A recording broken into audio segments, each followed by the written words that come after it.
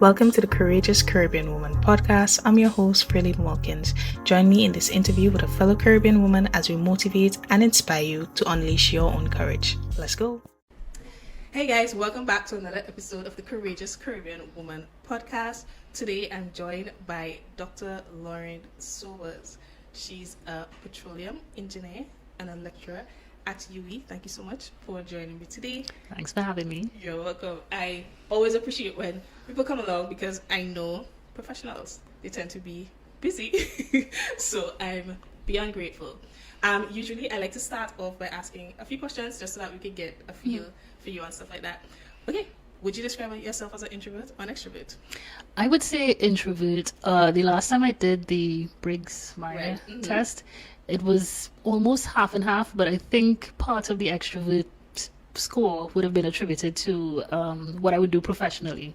Right. So there's some things that I have gotten over that probably introverts would have an issue with typically. So like public speaking and so on, it doesn't bother me because I lecture classes. My classes run for anywhere from 3 to 4 hours. So after doing that for more than 10 years, it's not an issue speaking. But I definitely need to recharge after a lot of interaction with people.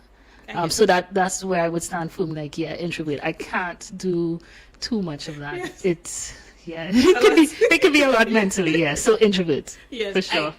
Totally get that. I understand. I like to say I am an introvert with good social skills. Okay. Right, so that people kind of get a sense that, I doesn't mean that I don't know how to spend time with people or awkward or anything like that. But for you, it's just, I get what you mean. When you say, it's a mix in between. Okay, good. Do you have siblings and how many? Okay, so there are 4 of us and I am number 3 in the group. The first 2 are relatively close in age, just 2 years apart, and then I'm 4 years after, and then there's one 4 years after. So I kind of feel like just in the middle for a bit. Almost. Yeah. Good stuff. And what do you enjoy doing in your downtime? Wow, that's a good question. I feel energized. Let me put it that way. I feel energized. I like going to the gym. I like lifting weights. That's my thing. I like doing weights. I haven't done it for a while, but I like that. I like long walks. I generally like goal setting and getting after it. And right now, I really just dabble and spend time with family and so on. And what else do I like doing? I like creative processes. So I like writing. And, anything with creating like a program, creating a speech, article, that kind of thing. I like creative things like that. I wish I could have done more creative things with my hands, like, sewing and so on. But I'm working towards carving out space for that. But I do like making things. Okay, good stuff. Love that. When you think about your job, what would you say you like the most about your job? I didn't think I would be like that, but I really like interacting with the students and seeing them over time. As I said before, I've been teaching for what year we know? 12 years. Yeah, 12 years now. And it's really good to see them start off at one level and then go past that, way ahead of that. And I get really excited when, I see them do well, or, I could even learn from them, or I see them on the street. It's just that kind of connection with the students. I don't see my students very often. Our sessions are long and they're once a week.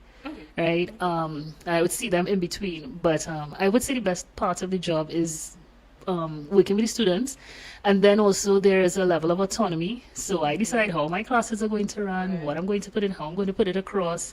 There's autonomy with what area of research, what projects I want to pursue. Nobody comes up to me and say, "Here, this is this project, run with it." It's like, no, I create the project. I create the outreach that I want to go into, and I go after it. So there isn't like somebody charting your course, and so I like that too. But it means that when things don't go well, it's it's on you. But it's really nice when you get to explore the avenues that you're actually interested in. I get you. That the autonomy, like you said, more freedom and stuff like that. Yeah. Good. And then finally, if it was that you had the power to go back to the past and change something there, or go to see your future, which one would you pick and why? Probably I think see the future. Yeah. Because the past is the past, Right. and the future. I think I'm at the stage now where, there's many options, and if I could reverse engineer, Right. so I just take a peek. It's like, oh, that's how that goes. Okay, you could relax and Right. take this path. You know, Right. yeah. So yeah, the past is the past, and I wouldn't say I have no regrets. I Right. definitely have regrets. I know people nowadays say, oh, I have no regrets because no. There are things that I wish I didn't do, Right. but overall my think in regards to the future and making choices is you really don't have to sweat the actual choice so much. I mean, Right. I'm not talking about a moral choice, Yeah. but if you choose between one profession and the next, it Right. really isn't such a big deal, because your overall purpose is not your profession. Or you correct, you can end Yeah. up anywhere. Yep. Right, so I in a sense, like stumbled into chemical engineering, and then I'm still doing things. I mean, if people talk to me and they see what I do, I come off much more like a liberal arts person in some regards, because I'm doing creative things and I'm Right. talking here and I'm on a panel there and I'm doing that sort of thing, and I could not have seen that before in the profile of an engineer. Exactly. Yeah, so you could rest assured, read your Bible, pray every day, you ask for guidance every day, and you would be fine. If it means that you get rerouted somewhere along the way, you would end up where you need to be. So Right. like, don't sweat it. Don't sweat it. I like that. And because, well, I'm hearing you say basically, it's like, hey, making the choice, you don't have to like freak out about it basically. Yeah. But also, part of it is you are bringing the things that you love to the work that you do. Yeah, I would have sometimes, parents would bring their children to me to talk to them, and it's like, should I go in one case, should I get into dentistry or should I go and become a lab technician? I was like, well, go with what you like. And you could start with the simple things. You don't like, standing for long. You don't like traffic. I mean, that is totally valid.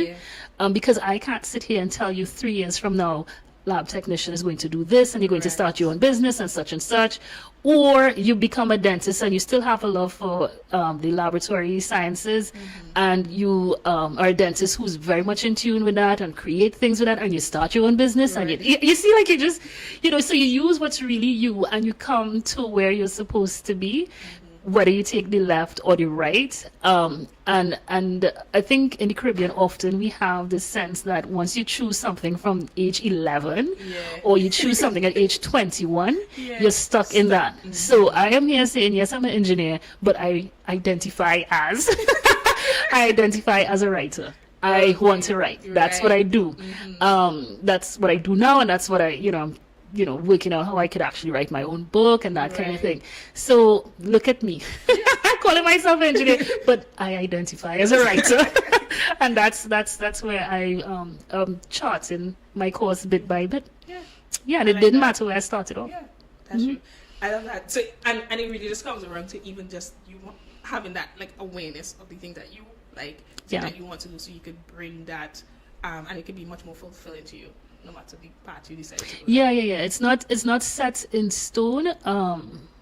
Based on the school that you go to, the degree. I know people say you do this degree, you'll get that. Right. There's some truth in that. I wouldn't want to throw it away, because the field that I enter, people say, okay, you would get jobs, Right. you get good paying jobs, and that is true. Right. But that's not the only way Yeah. to, get a good job, a good paying job, if that's very important to you. Yeah, I get that. So, today, well, that we decided to talk about, I decided to bring you on so that we could talk about the fact that you're in a space where, well, that is male dominated, and sort of helping women hear more about that, so they could be better able to navigate that kind of world. And not just male, but even like, well, I know that you did studies away and stuff like that, so being Yeah. from the Caribbean and just kind of being what to say, in the minority. Being in the minority. Yeah, so I realized over time that, I'm starting from as early as I can remember. Probably standard 3, right? So I'm from Central Trinidad, which is mostly Indo-Trinidadian. So in school, especially primary school, from that level go on until UE, in the minority, based on the schools that I attended and what I studied. right? Got it. So at UE, that's the makeup, mostly Indo-Trinidadians, doing engineering. And I remember looking at an exam, and you could see one side doing some science. It was actually dentistry, and the other side doing sociology. And I thought, interesting, interesting. Yeah, and so I've been in the minority in that sense, Right. from an early age, and you just get accustomed to being. I'm not talking about a small minority, but Right. the minority got smaller and smaller by secondary school. Afro-Trinidadians made up about 10% of that particular school. That was St. Augustine Girls High School. I had a good time there. I learned and have friends, and I graduated. Live happily ever after. But so I'm totally comfortable with that. And then also as a Seventh-day Adventist, you're in the minority, unless you're actually in church and school, you're the only one who this, the only one who that, and you have to navigate that space. Everybody going to Saturday lessons and you're not going. Everybody going to the school bazaars on a Saturday or going to cinema and you're not part of that. Everybody always doing something that you're not doing. Yeah. So culturally, I was in the minority. Ethnically, I was in the minority. And so then to be in the minority professionally, that, I mean, it was not something new to me to be in the minority. And then when I think about it, being successful, you're also in the minority because there are only a few at the top. I guess so. So I'm not going to complain about being in the minority because it's kind of prepares you, if you want to think of it for women or for men, it prepares you to be successful and be comfortable choosing parts that others haven't chosen. Yep. Being comfortable with not having people around who see things the way you do. Being comfortable having your own voice without hearing an echo saying, yeah, you have a point. And being comfortable just being you, standing in, I'll use the phrase, in the purpose that you're there for.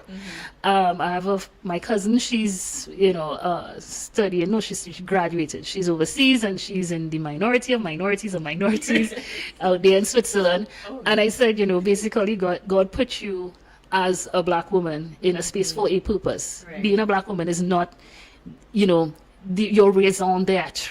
It was what God has you to do, and He thought it fit that you are in this form. I don't want to sound new age, but that's how you found yourself. You found yourself as a black woman, and so you're in that space. You're surrounded by different people with different views, and even the views they have about you.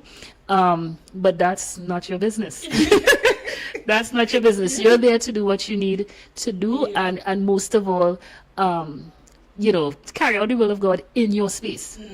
I like that. Yeah, and definitely one of the things that I would encourage as well. You sort of, well, I guess even if we had to think about it from the Bible as well, Esther comes to mind, right? And how she was.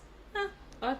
Yeah. Right. Yeah, but different. she had a purpose, and she's just like, okay, she went forth with that. Yeah. And just keeping that in mind, even because God places His people exactly where He needs them to be. Yeah, there's a lot now with identity and how people. I think that's very distracting. I don't think it's very helpful. I honestly do not walk into a space thinking I am a black woman. I'm representing all black women. Right. Maybe it's because I'm, falling into the modern individualistic type of approach. I'm walking like I'm Lorraine Sobers. Right. Yes. I reach, and I get you. It's like, but this is Lorraine. I understand what you mean. Yeah, so I own my space. Yes. And I'm not apologetic about where I am. I don't need to prove anything. I'm here because I'm here because I'm here. Right. The end. Yeah. And there's some spaces I've been in. It took me like a day or something after to realize. I can't remember what it was. I think it took me a while to realize I was the only woman or one of two. It was like, oh, right. Or it was probably, I didn't realize I was the only, it was like, which one of them I can't remember. It's like, right. It was that. But if you go around thinking of what people see you as your external, I think it would distract you from really going after what you're there for. There's positive and negative. Even if I'm surrounded, and I've been surrounded by people who look like me, of the same gender and so on, it did not make the experience necessarily more pleasant or anything like that. Because what you're dealing with is human nature. The positive and the negative. Of course, we might focus on the negative more, but you would get the negative, as people would see, from your own people. you know. Right. So it could be around, you know, only Trinidadians, or only Right. Caribbean people, or only women, or only black women. And you'd still have that division, you would still have cohesion. And then also coming back to being an introvert or so on, you kind of get accustomed to not finding lots of people who get some of your preferences. You know, if I think the world is mainly extroverted. I don't know. Yeah, well, Or society. feels like it's Yeah. designed for it. Yeah, because I feel with men, like, people would understand, you know, if a guy comes in a room and everybody's mingling and he says hi and then disappear. And it's like, it's cool. And, you know, and if a woman does it, it's like, you know, probably like, what's her story? She's stuck up. She don't like it. You know, it's a lot more. And it's like, no, the person they're just on their own. They're okay. They're okay with you. You're okay. I'm okay. We're all okay. I like this. And even that when you say, because you basically were saying, you think of yourself first as opposed to this. Yeah, strange enough, if I were to, I don't know how this would come across, but a big part of me, of who I see myself as, is I am from Enterprise. I'm not even joking. I am not even joking, because Wait, tell listeners why that is significant. Right, so Enterprise is in central Trinidad, in Shagona. Some people think it's a hotspot with lots of crime. I say we don't have lots of crime, we have criminals. There's a difference. But it's not really an area where, you know, you expect the brightest and the best or anything like that. You know, some people are afraid of going through Enterprise, so on, right? It has a bad rap. That's where I grew up. And what I like about there is the people have a strong sense of self. And it's almost like no authority could tell them anything or direct them anything. If they want to, you know, live a particular lifestyle, there is no apology. Yeah. And they're very quick to tell you, I don't care, which means that there's nothing that you could take from them that stops them from being who they are. I like that. So whether they are rich or poor, it doesn't matter. They are who they are, whatever their name is. Whether they're good looking or not, it doesn't matter who their family may be, and there's a strong sense of self. And so they don't see certain barriers, like social barriers, the same way. And so you would see people from Enterprise doing different things in all different areas. And there's a sense of boldness and a sense of self that I think comes from the area, but it probably comes from the family too. Perhaps. Yeah, they do not walk around thinking, I am poor, or I only have this, or I only have that. You know, they would go and talk to anybody as themselves. Right. Yeah. Yeah. I like that. And which is, I think it's important. And even like when I think about women sometimes and how we might not recognize that the results that we get or the outcome, it's really a reflection of how we are thinking about ourselves. Yeah, and I mean, even if you do it quote unquote the right way, it's not necessarily going to have a right result. Right. So you having a strong sense of self, and yes, people are not going to like you just because of that. As well as there'll be people who would like you, but there are people who, you know, that's going to rub them the wrong way. And as I say, you can't be apologetic about that. People would like you if they want to like you. That's the long and the short of it. And if they don't want to like you, it really is about them, not about you. And so coming back to what I would say specifically for women in the workplace, really focus on whatever career you are. Focus on what you are there for in the broader picture. And there are things that come along the way. I think that is a bit broader, and I've been looking at it. I've been observing that women in the workplace sometimes could be aggressive, and people think that they're being assertive. Oh, interesting.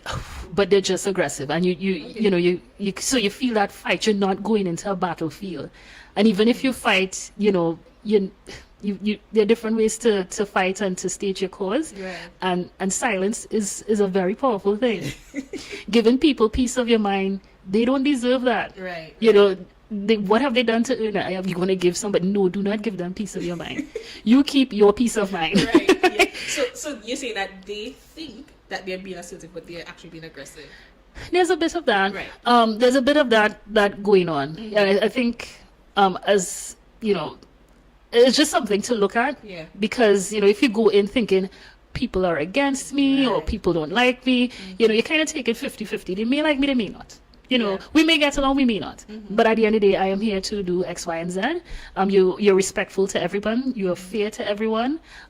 Even coming back to my students and the makeup of the class, I treat all my students, well, and I'm concerned about all of them. I'm not, like this one is from here and that one is from there. I really want the best for all of them. It would make me really happy to see them do well. I don't want to see them do poorly. Right. So it doesn't matter what ethnicity, what gender they fall into. My job there is to make sure that they learn and they learn the material that I'm presenting, and they get a bigger, broader idea of life and what to be as a professional and as a person and so on and so forth. And that, that it's somebody who I could talk to and level with and approach 10, 15, 20 years from now. Yeah. That is what I look forward to, regardless of what form they find themselves Right. in. Yeah, I get that. And I mean, if I'm to ask you, if you think about being in a space where you're the minority and you would have had that experience quite a bit, I would assume, I guess, that oftentimes you might feel or have the experience of being misunderstood. Is that something that you dealt with? And if yes, how did you? I would say for that, I come across, and I don't even know what this interview sounds like, but I think I come across a lot stronger than I intend. Okay. So there's also a scale of people being disagreeable. Right. Disagreeable doesn't mean you're miserable. It doesn't mean you're problematic. It just means that you're not going to agree with something because everybody else agrees with it, right? Yeah. So I think I haven't done the test because you have to pay for it. And it's just like, it's not that serious. Yeah. I am more disagreeable. Right? So it means that if we have a group and we have something coming up, I may see things a bit differently and bring it forward in a respectful way. But in certain societies, and I was in Trinidad and Tobago in particular, let me just talk about Trinidad, they are not very open to broad and opposing views. Right. There's a tendency, if somebody disagrees with you, that you and that person cannot be friends or you cannot work together. And it's like, no, we could disagree. Yes. I mean, like for minor things, like, should we go forward with this and do it in May or in November? And you say November because A, B, C, D. And you say, well, me. And then you say everybody going to do me. And you're the outsider. Because it's like on such trivial issues that people, so I don't even think it's a minority. I really think it's a Lorraine thing. Okay.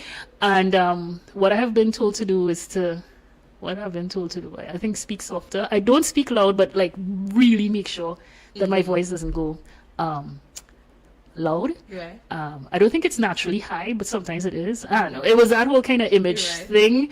So how have I dealt with it? I just have to be true to myself and know that I am respectful towards people, and I can respectfully disagree. If they can't deal with that, I really haven't taken the step to win friends and influence people.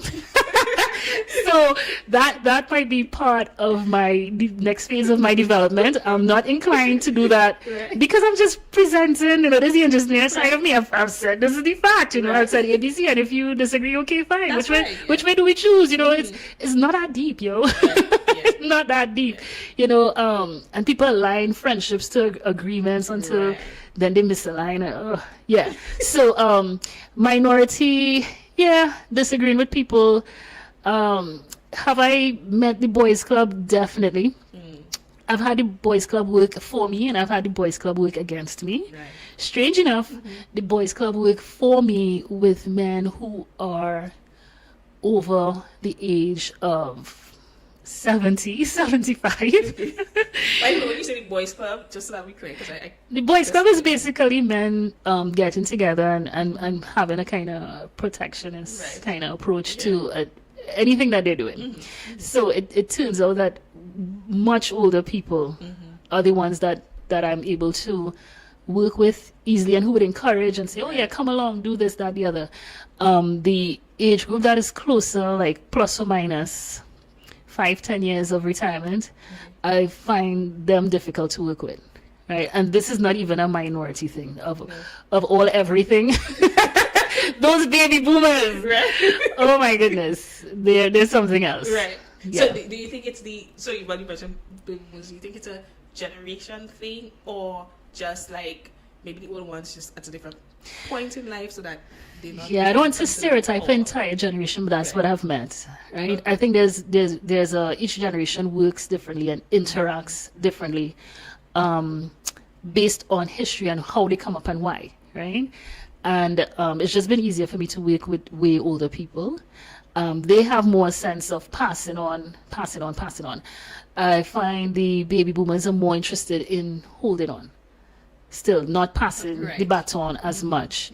So that gets layered with ageism, sexism, racism, all the isms, but I really can't, in every interaction try and figure out, okay, that was sexist and racist, that was sexist, racist and ageist, I can't keep up with that. Right. What am I here for? And just be respectful to people, be helpful. If my job is to do X and I'm supporting somebody who is senior to me, that's my role. Right. And I do that with, in a dutiful, respectful, even happy about it. I'm not going to, have a problem. It's like, this is what they're doing. I support it and keep it moving. Yeah. But I also have a job where I have a lot of autonomy. So, I don't think it could necessarily apply to everybody. Yeah. But that's what I do. I support my superiors as often as I could. As often as best as you can. As often as I could, yeah. And that's what you can do. I'm thinking about you mentioned how you think consciously about speaking at a different range, all of that kind of stuff. And I know that there's somebody who I worked with before who had that concern about coming off or coming across as a black woman. Yeah, people would still layer that on you. And what has helped me was meetings that are recorded, audio, and then you listen back to yourself. Right. Yeah, and I don't think I sound like that, so moving along. I don't think I sound like an angry black woman. And I mean, sometimes I know that I may not be happy about what's being said, but also knowing that it's being recorded is like, I don't have to make my point. You state what you need to state, and that's it. It's recorded. Right. And I feel like in the broadest scope of things, when God sees and hears everything, you really don't have to make sure people know this one did that, or you said this and you never did that. It's like God sees and knows, so you just stay calm. Yes. And so you come with that calm and cool confidence, knowing that God sees everything. And none of us is perfect. And you just kind of deal with things with a level head. And I don't think that I get emotional and so on, but I think people would know when I'm annoyed, and I'm not good at hiding those things. But you keep it professional, especially in writing. And I've been listening to people recently who are more emotional than I am, talking about making decisions and doing things when they're highly emotional. And I think people just need to look at that and look at it broadly too. If your emotions are affecting you professionally and affecting you in your relationships and so on, I would just stick in here my non-medical advice that you need to look into probably balancing off your hormones or something like, you have to deal with that, because a lot of things are not that deep. A lot of things work themselves out. And making decisions and taking action in a state of high emotion is not good for men or for women.